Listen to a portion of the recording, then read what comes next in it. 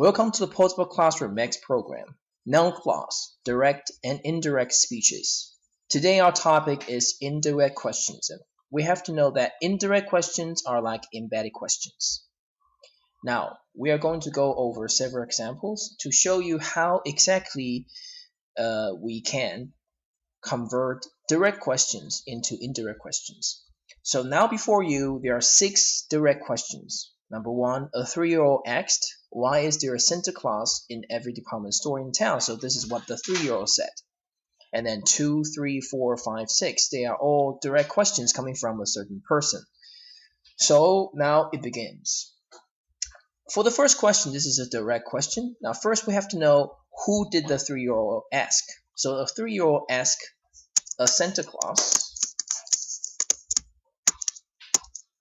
And then since it's an indirect question, we must lose the comma. And we also must lose the quotation mark and the question mark. And then we must change y to a smaller letter.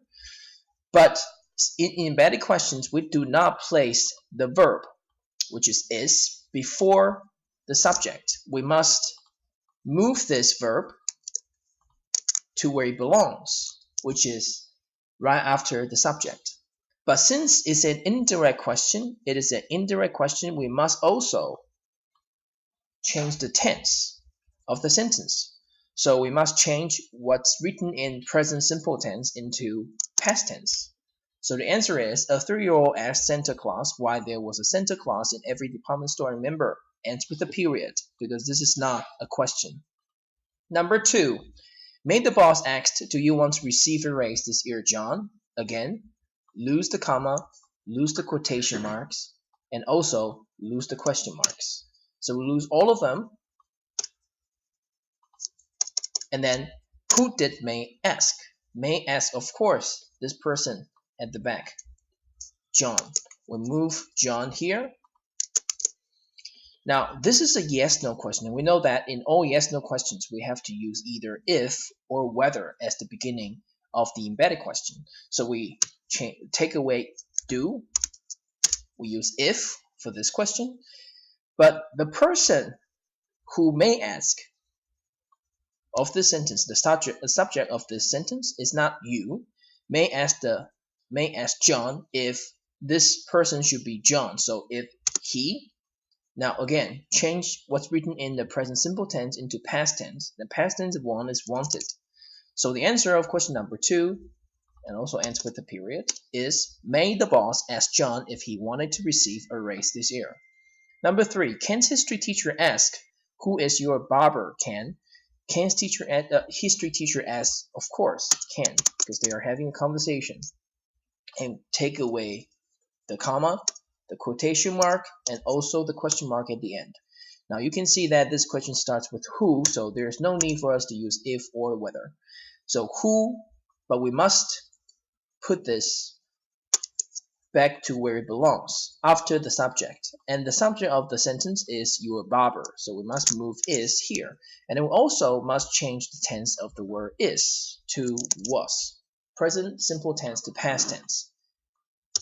And then it's not you a barber, because Ken's history teacher is talking to Ken, and he's asking about Ken's barber, so it's his barber. So the answer for number 3 is Ken's history teacher asked Ken who his barber was. Number 4, Amy's boyfriend asked, do you want to get married? Amy's boyfriend asked, of course, no one else but Amy.